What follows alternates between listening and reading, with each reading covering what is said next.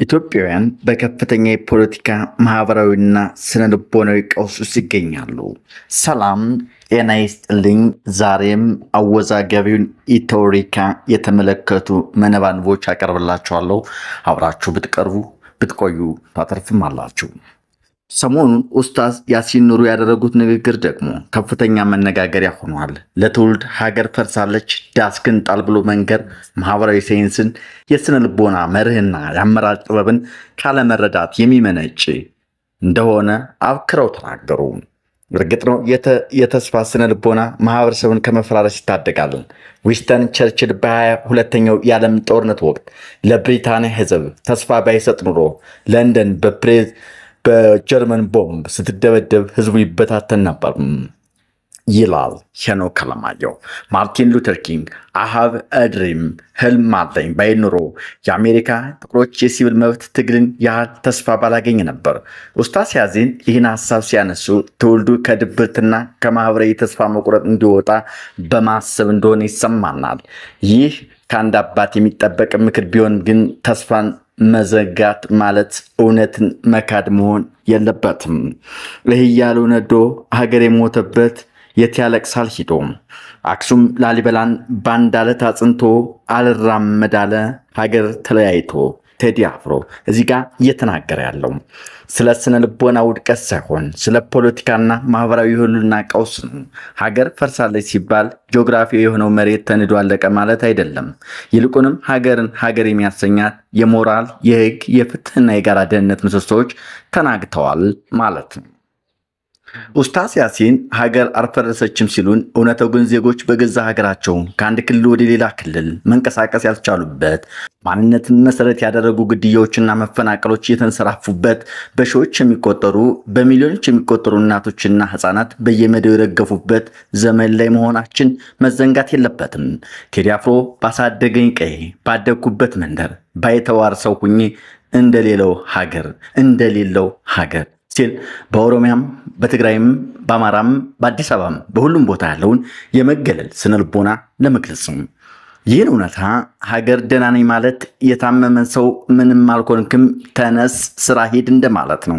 የአሜሪካው ፕሬዚዳንት አብርሃም ሊንከን አሜሪካ በእርስ በርስ ጦርነት ስትታመስ A house divided against itself cannot stand ብሎ ነበር። ሊንከን ይህን ሲናገር አሜሪካ ፈርሳለች እያለ መርዶ ሳይሆን እውነታውን በህዝቡ እያሳየ ነበር። ቴዲ ምሰሶ ዘመመ ጣሪያውም ያፈሳል ሲል ሊንከን የተጠቀመበትን አይነት የእውነት ነጸብራቅ ነው ያቀረበው። ኡስታዝ ያሲን ነብዩ ኢትዮጵያን አትንኩ ማለታቸው ይህንም ማንሳታቸው ተገቢ ነው። ቴዲ አፍሮ ጀግኖች ሙተውላት በመርዝ ጋዝ ነፍረው ተንገብግበው በሳት እንዴት አቀርቅሬ ባንዲራዬን ላንሳት፣ ባንዲራ የጥቃት ኢላማ ሲሆን አግባብ አለመሆኑን ለመግለጽ ነው። ይህን ሰከን ማለት የበለጠ በአንድነት ለእውነትና ለአብሮነት መነሳት ተገቢ መሆኑን ያሳያል። ታዋቂው ድምፃዊ ቴዲ ካሳሁን ወይም ቴዲ አፍሮ ኢትዮሪካ የተሰኘ አልበም ማውጣቱን ተከትሎ በሀገር ውስጥና በውጭ ሀገራት በሚኖሩ ኢትዮጵያውያን ዘንድ ሰፊ መነጋገሪያ እንደሆነ አሁንም ቀጥሏል። ቄሱም ሸኩም በመስጊድ በቸርችም ይተቻል፣ የመሰለውን ይናገራል፣ በተለያዩ ምሁራን ይተነተናል፣ ቅኔውም እንደያውዱ ይፈተፈታል። ሁሉም በሚመስለው መልኩ ቅኔውን ዘፈኑን ይተረጉማል፣ የመሰለውን ውስጡ የሚነግረውን መልእክትም ያስተላልፋል። እንደ ጀዋር መሐመድ፣ ልደቱ አያሌው፣ አሉላ ሰለሞን የመንግስት ተቃውሞ መግለጫነት ሲጠቀሙበት፣ ሌሎች ደግሞ አርቲስቱን እየወቀሱ ይገኛሉ። አርቲስቶች፣ ፖለቲከኞች፣ ቄሱም ፓስተሩም ሸሁም ሁሉም መነጋገሪያ አድርጎት ቀጥሏል። ዩቱበሩ ቲክቶከሩም ጥሩ አጀንዳ አግኝቷል። ሙዚቃው ዳስጣል ብቻ እስከ 22 ሚሊዮን ተመልካች ሲያገኝ አጠቃላይ 18ቱ ነጠላዎች በድምር ከ100 ሚሊዮን በላይ ቪው በማግኘት በዓለም ከፍተኛ ተመልካች በሳምንት ውስጥ ያገኘ ብቸኛ አልበምም አድርጎታል። ቴዲ አፍሮ የጸጋዬ ገብረመድህን ደቀ መዝሙር። የቴዲ አፍሮ ኢትዮጵያና ኢትዮጵያዊነት ልክ እንደ ታላቁ ባለቅኔ የጸጋዬ ገብረመድህን ከትልልቅ እሴቶች የምትፈጠር ናት። ናሽናሊዝም ሀገራዊ ስሜትና በፖለቲካ ርዕዮት ብቻ የሚፈጠር ግብ አይደለም። ይልቁንም በኬንያ ምናብ ውስጥ በከያንያን ምናብ ውስጥ የሚቀረጽ እንጂ በግጥምና በዜማ የሚፈስ ረቂቅ መንፈስ እንጂ ቤኔዲክት አንደርሰን ኢማጂኔድ ኮሚኒቲስ በተሰኘው ታዋቂ መጽሐፉ ሀገርን በምናብ የተነሳች ማህበረሰብ ይላታል። የሆሊውድ መስራች አይሁዳውያን የአሜሪካ ዳይም በሆሊውድ ሲኒማ እንደፈጠሩ ልብ ይለዋል። እቺ በምናብ የምትሳል ሀገር ደግሞ ጸንታ እንድትቆም ታላላቅ ምልክቶችና ትርክቶች ግራንድ አይከንስ ኤንድ ናሬቲቭስ ያስፈልጓታል። በኢትዮጵያም የሥነ ጽሑፍ ልብወለድ ታሪክ ውስጥ ባለቅኔው ጸጋዬ ገብረመድኅን ይህን የታሪክ ምሰሶ በተውኔቶቹ ግጥሞቹ ሲገነባ፣ ድምፃዊ ቴዲ አፍሮ ደግሞ ያኑን ምሰሶ በዜማና በፓናል ካልቸር ፖፕ ካልቸር ዳግም ሕያው ለማድረግ እየጣረ ይገኛል። የጸጋዬ ናሬቲቭ ይላል ተባባሪ ፕሮፌሰር ቴዎድሮስ ኢትዮጵያና ኢትዮጵያዊነት በአማርኛ ስነ ጽሑፍ በሚል ርዕስ በተዘጋጀ አንድ መድረክ ላይ የጸጋዬ ናሬቲቭ ወይንም ኔሽን ማይዝ ሙከራ በግዙፋን ሴቶች ላይ ለምሳሌ በአባይ፣ በአዋሽ፣ በምኒልክ፣ በአድዋና በቴዎድሮስ በዝራዬ ታሪክ ላይ ይመሰረታል። እውነት ነው። የጸጋዬ ገብረመድኅን ብዕር እንደ አባይ ይገሰግሳል፣ እንደ አድዋ ይፎክራል፣ እንደ ቴዎድሮስም ይቆጫል። ጸጋዬ ሀገርን የመስራት ቴዎድሮስ ገብሬ እንደሚለው ከግዙፋን እሴቶች ላይ ተነስቶ ነው።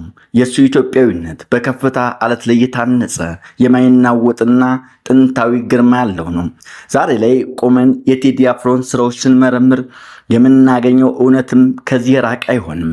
ቴዲ አፍሮ የኋላው ከሌለ የለም የፊቱ እያለ የአፄዎችን መንፈስ ሲቀሰቅስ፣ ጥቁር ሰው ምኒልክን ሲያወድስ፣ ስንት የሞቱልሽ ለክብርሽ ዘብ አድነው ሲል እርሱ እውነትም የጸጋዬ ገብረመድኅን መንፈሳዊ ደቀ መዝሙር መሆኑን ያሳብቅበታል።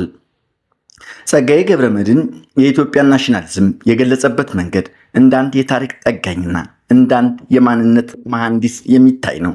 ቴዎድሮስና ምኒልክና ሌሎች መሰል ታሪካዊ ተውኔቶች ስናይ ጀግና የሌለው ሕዝብ ሀገር ሊኖረው አይችልም የሚል እምነት ያለው ይመስላል። የሀገርን አንድነት የጀግኖች መስዋዕትነት ውጤት አድርጎ ይስለዋል። ጸጋዬ ኢትዮጵያዊነትን ከኢትዮጵያ ድንበር አውጥቶ ከሞላው ጥቁር ሕዝብ ነፃነት ጋር ያቆራኘዋል። ኢትዮጵያዊ መሆን ማለት በዓለም መድረክ ላይ ለነፃነትና ለክብር መቆም ማለት እንደሆነም ይነግረናል። ሎሬቱ የጥንቱን የአክሱም የላሊበላና የጎንደር ስልጣኔዎች ከዛሬው ሕይወት ጋር ያቆራኛል፣ ያንሰላስላል። ኢትዮጵያዊነት የሺህ ዓመታት የታሪክ ሰንሰለት ውጤት እንደሆነ ይህ ሰንሰለት መበጠስ እንደሌለበት ያስጠነቅቃል። ይሁንና ጸጋዬ ሁልጊዜ ስጋት አለበት።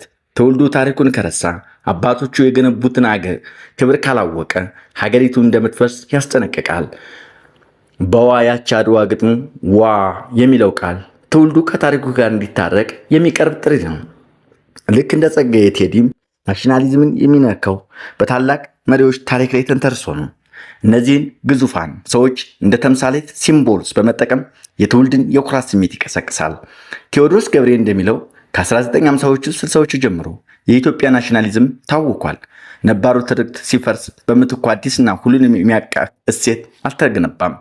በዚህ በትውልዶች መካከል በተፈጠረው የታሪክ ባዶነት በአኪውም ውስጥ ነው እንግዲህ ቴዲ አፍሮ በግጥምና ዜማው ድልድይ የዘረጋው።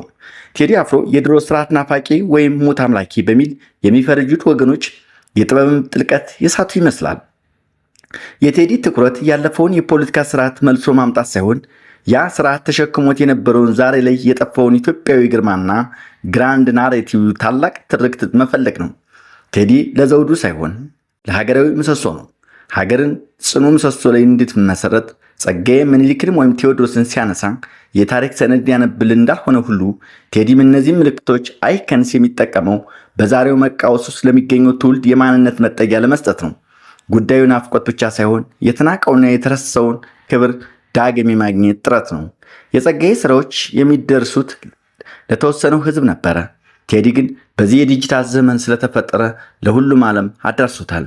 ቴዲ አፍሮ የጸጋዬን ረቂቅ ፍልስፍና ወደ ህዝብ ዜማ በመቀየር በምናብ የተገነባችውን ኢትዮጵያ በወጣቱ ልብ ውስጥ ዳግም እንድትታተም አድርጓል። ይህን መካድ ፈጽሞም አይቻልም። በጸጋዬ ገብረመድኅን ዋ ያቺ አድዋ እና በቴዲ አፍሮ አዲሱ አልበም ኢትዮሪካ መካከል ቀጥተኛ የታሪክ ሰንሰለት አለ። ጸጋዬ ዋ እያለ ያስጠነቀቀን ያ ማንነታችን ክብራችን እንዳይጠፋ ነበር። ዛሬ ላይ ሆነን የቴዲን ዳስ አንሰው ስንሰማ ያ ጸጋዬ ያረፈው ስጋት መድረሱን እንረዳለን። ጸጋዬ እንዳንጠፋ ዋ ብሎ ያስጠነቀቀው ቃል ቴዲ የት ሂደን እናልቅስ ይላል። ሆኖም ለቅሶ የመቃብር ለቅሶ አይደለም። ቴዲ ባንዲራን አንሰው በሚለው ጥሪው ያን ጸጋዬ የቀደሰውን የታሪክ አጥንት ለብሰን ከውድቀት እንድንነሳ ያሳስበናል። የጸጋዬ ማስጠንቀቂያና የቴዲ አንሰው አዲስ ትንሣኤ ይፈጥራል። ዘፈን ኃጢአት ነው የሚሉት ግን ዘፈን ለምን ያደምጣሉ? ካላደመጡ የዘፈን ሂስ ምን አመጣው? ዳስጣል ልብ የሚለውም ጩኸት የተስፋ መቁረጥ ድምፅ ሳይሆን የንቃት ደወል ነው። ሀገር የምትድነው ህመም ላይ መሆናችን ተረድተን ሐኪም ስናፈላልግ ነው። ኢትዮጵያ ተስፋ ያስፈልጋታል። ነገር ግን ያ ተስፋ መገንባት ያለበት በሐሰት ትርክት ላይ ሳይሆን ስህተትን አምኖ በመቀበልና ፍትህን በማስፈልና እኩልን በተግባር በማረጋገጥ ነው። ሰላም ሰከን እንበል። መተሳሰብን መረዳዳትና ፍቅርን ያድለን። ኢትዮጵያ ለዘላለም ትኑር።